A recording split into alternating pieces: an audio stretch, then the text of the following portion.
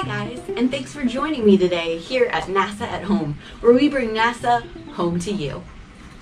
You can check out more of our online activities at NASA STEM at Home for students. My name's Lindsay Thornton, and I'm an education specialist at NASA Langley Research Center in Hampton, Virginia.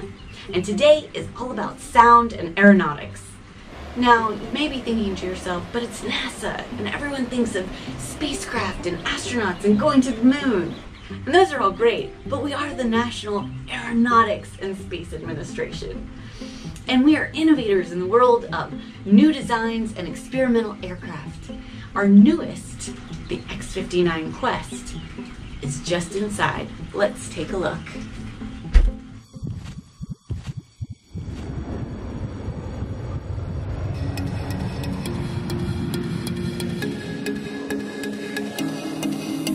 NASA's newest experimental airplane, the X-59 Quest, is designed with quiet supersonic technology and is intended to help open a new era in faster-than-sound air travel over land. Now under construction by Lockheed Martin Aeronautics Company, the X-59 is designed so that when flying supersonic or faster than the speed of sound, people on the ground will hear nothing more than a sonic thump, if anything at all. The X-59 is about the length of a professional basketball court and just over half as wide. It's got a really long nose, an engine on top, highly swept wings, and a body or fuselage that's been carefully designed so that the shock waves sound like a gentle thump instead of something much louder. Once fully tested and pronounced safe to fly, the X-59 will begin making supersonic flights over select communities to measure residents' reactions to any noise they might hear. The scientifically valid data gathered from these community overflights will be presented to regulators, who will use the information to come up with new regulations based on noise levels that will enable commercial supersonic flight over land. So, just how will the X-59 lower the sonic boom to a sonic thump? To understand this, you must first know what sound is and how it travels. Every sound we hear is produced by vibrations. These vibrations create sound waves, which can move in all directions through materials like solids, liquids, and gases. A sound wave is a compression or longitudinal wave, where the disturbance moves in the same direction as the wave. Check out this example using a stretched slinky. As the wave moves through the slinky from left to right, the disturbance will also move from left to right, parallel to the wave. The parts of the wave where it compresses are called compressions. A compression is a point where the waves are most compact. The parts of the wave where it stretches, or where it is least compact, are called rarefactions or expansions. Can you see the alternating pattern of compressions and rarefactions? Now let's look at some other characteristics of a sound wave. To determine the wavelength on a longitudinal wave, measure the distance between compression to compression or rarefaction to rarefaction. The frequency is the rate of vibration or the number of compressions or rarefactions that pass a point in a fixed amount of time. In a sound wave, increasing the rate of vibration increases the frequency, also increasing the pitch. The amplitude of the wave is the maximum height of the wave and directly determines the volume or loudness of sound. An increase in amplitude corresponds to an increase in volume. As sound waves travel through solids, liquids, and gases, they move the molecules, which transfers energy and causes the molecules to collide in the direction the sound is moving. As sound waves travel, they lose energy, which is why you can only hear sounds up to a given distance. So knowing about how sound travels is very important to NASA scientists and engineers as we design supersonic aircraft. Perceived levels of noise of the sound waves reaching the ground can be 105 decibels or higher. In other words, a typical aircraft traveling at supersonic speeds is about as loud as a rock concert. The X-59, however, is designed to be much quieter. We expect the X-59 to reach perceived levels around 75 decibels in supersonic flight, which is a little bit quieter than closing a car door. Generally, commercial aircraft fly at altitudes of 36,000 to 41,000 feet. The X-59 will travel at approximately 55,000 feet above sea level. At this altitude, the X-59 will be flying at a height roughly 44 times higher than the Empire State Building and nearly twice the height of Mount Everest. Now that you learned how sound travels, we've got an activity that you can do at home with materials that you can find around your house. So to start, you'll need 2 cups, whether they're plastic, paper, or styrofoam, it doesn't really matter. Anything will work. And you'll need an empty paper towel tube. You can also use a toilet roll tube as well if you don't have a paper towel tube. You're going to need some scissors, a pen or a marker, and if you'd like, you can also use some tape. Now you will need a phone or similar device that can play music or sounds of some kind. So the first thing I'm going to do is we're going to essentially build a little speaker system for your phone, but out of these simple homemade materials. So I'm going to trace my phone on my paper towel tube. I'm going to trace around the end of my phone so that I have a nice line to cut out, like so. So I'm going to cut this out, and then I'm going to make sure that my phone can easily fit in that slot and slide in and out, because we're going to be listening to how the noise or the sound varies as we slide our phone in and out. Okay, so we're going to want to cut that out. Then I'm going to want to take the end of my paper towel tube and I'm going to want to trace it onto my cups. So I'm going to take my marker and I'm going to trace around the edge of my paper towel tube so that I have 2 circles, and we want them in about the same place on our cups. We want to be able to keep everything very nice and even. So I'm going to want to cut those 2 holes out as well. Now once I've cut my holes out of my 2 cups and my slot out of my paper towel tube, I can put everything together. So I'm going to take those cups and I'm going to slide them on the ends of my paper towel tube so that they're facing the same direction. And then I'm going to cut that hole out, and like I said, we're going to make sure my phone can slide right in there just like that. Now I have a little speaker system. Now if you want to, if you're worried your cups are a little loose, you can always put a little tape on the bottom to hold them in place. Now you'll notice on the inside, my cup is only so far so that we allow room for the sound to come out of the paper towel tube. We don't want to push our cups all the way in, otherwise the sound won't be able to escape from the paper towel tube. All right, so once we have this, we can give it a try. So what I'm going to do is I'm going to turn on something on my phone, maybe my favorite song, or some noises, some sounds, and then I'm going to slide my phone, making sure I have the speaker end going into my slot.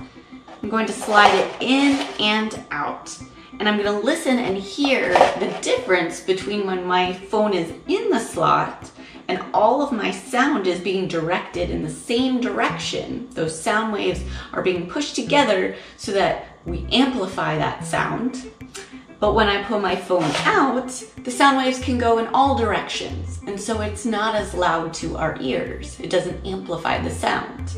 So give that a try and see the difference for yourself. And so now you've got a very cool, very easy to make speaker system. So if you don't have one at home, you can use this, and you can take your phone outside while you're playing in your yard or up in your room, and it'll help you amplify the music you're listening to or the songs, whatever you happen to like. For my scientists out there, you can use a free sound meter app or decibel meter that you can get on your phone. You will need 2 devices in order for this to work, but it will allow you to take real-time data and see how well your amplifier is working. All right, great. So we've shown that we can amplify sound. What if we want to go in the other direction? Let's pretend that our 2 cups are 2 jet engines, and we want to quiet them so that we don't disturb the people and animals in our flight path. How would we do that? Well, a great example of quieting a very loud noise is our newest experimental aircraft, the X-59. Let's go check it out.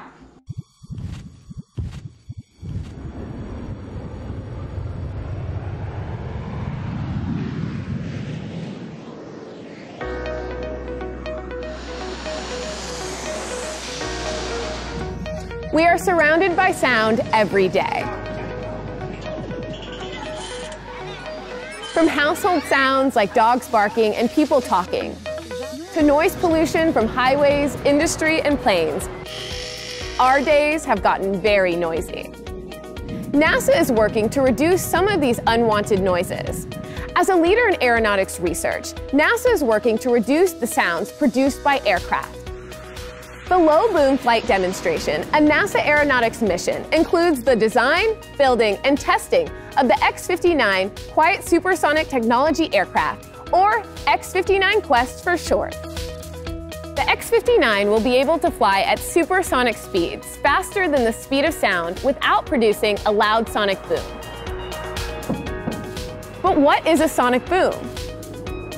A sonic boom is the thunder-like noise a person on the ground hears when an aircraft or other type of aerospace vehicle flies overhead faster than the speed of sound or supersonic. Picture an aircraft flying through the air.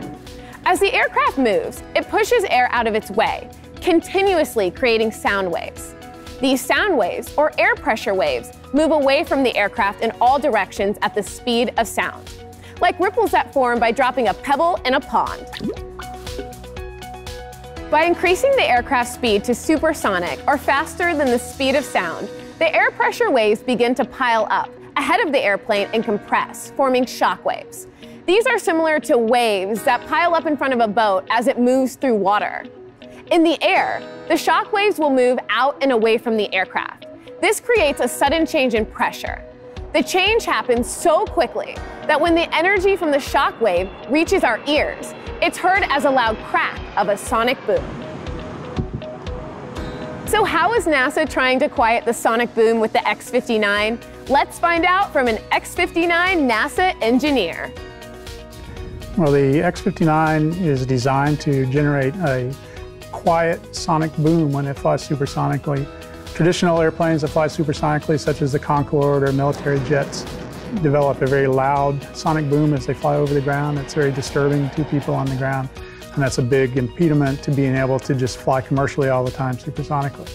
So this airplane is a demonstration of a capability that we think we've developed to be able to shape the airplane such that it will not generate that loud sonic boom. And so if you look at a picture of the airplane design, you'll see that unlike a normal airplane, it's very long and slender.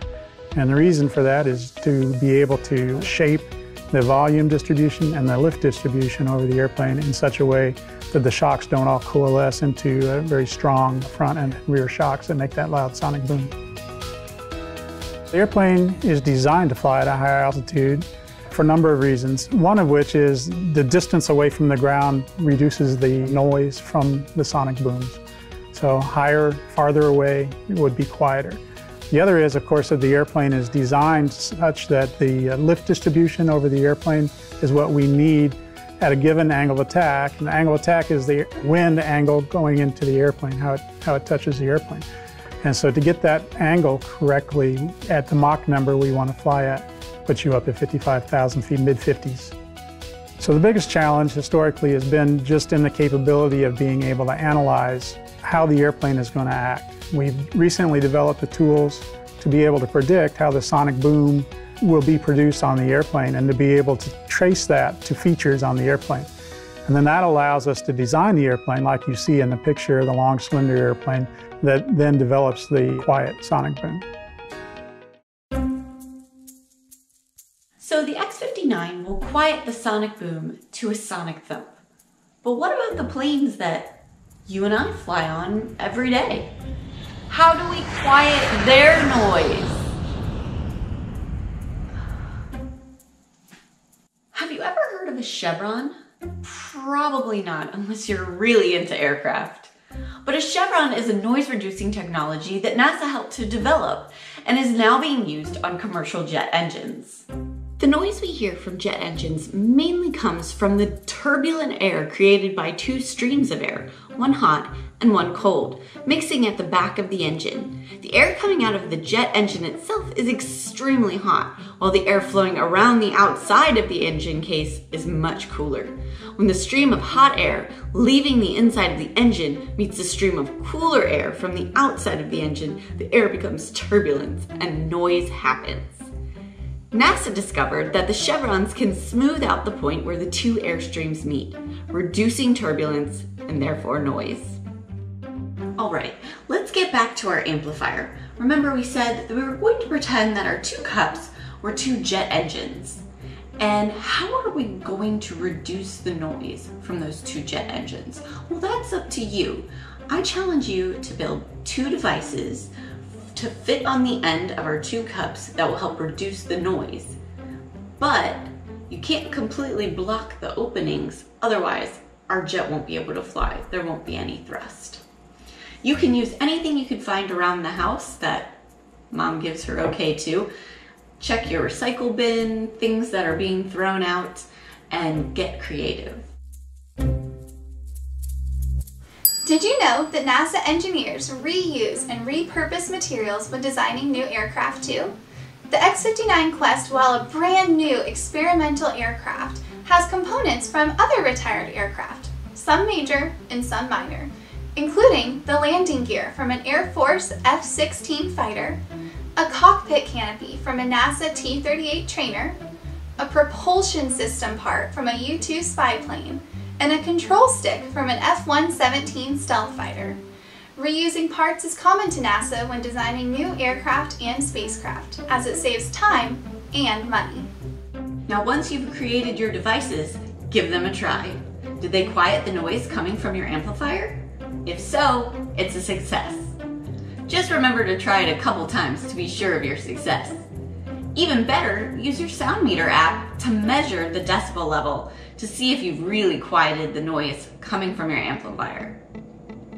Now remember, as a scientist, even if our device works well, we always want to improve. Is there some way you could improve your device? Aha! Once you have an idea, try it out. And then, once you're done, find a family member and tell them all about it. How you built your device, what you were thinking when you made your improvements, and remember that a real scientist has to be able to communicate their research. So make sure you explain clearly and thoroughly. Now that you've learned a little about the X-59 and how sound travels, let's check out more of NASA's X-planes over the years. It's one small step for man, one giant leap for mankind. History is about to repeat itself. Over the past 7 decades, the nation's best minds in aviation have designed, built, and flown a series of experimental airplanes to test the latest imaginative and cutting-edge ideas related to flight. Short wings, long wings, delta-shaped wings, forward-swept wings, scissor wings, big tails, no tails, high speed, low speed. Individually, each of these pioneering aircraft has its own story of triumph and setback. Together, they are known as X-planes. Each of those X-planes has an interesting story all of its own. They've all made an incredible contribution to our understanding of flight, and X-planes are really cool.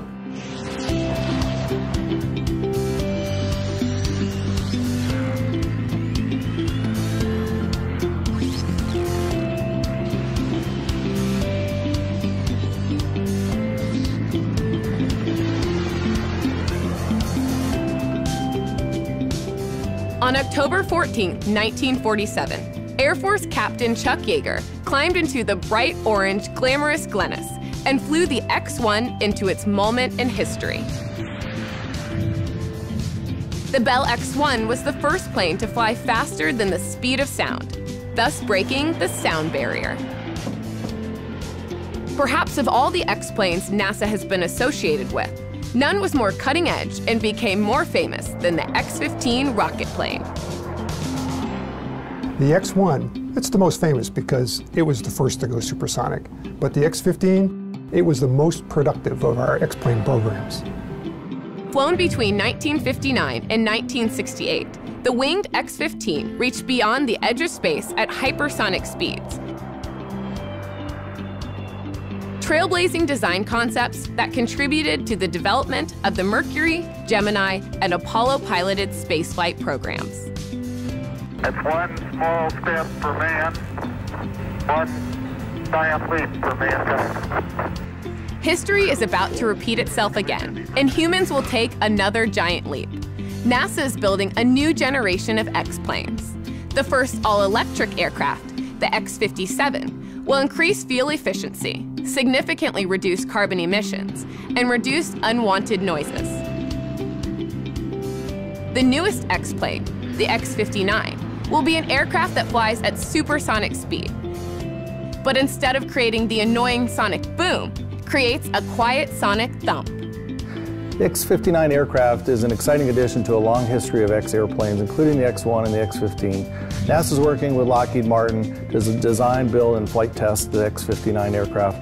This can be about 97 feet long, fly at a Mach number of about 1.42, which is roughly around 900 miles an hour. It's got a long nose, engine on top, highly swept wings, and a very carefully shaped fuselage to enable that low boom flight that we require for this airplane. There's really three phases on the low boom flight demonstration mission. The first one is we need to make sure that the airplane is safe to fly and to fly in the United States airspace system at about 55,000 feet.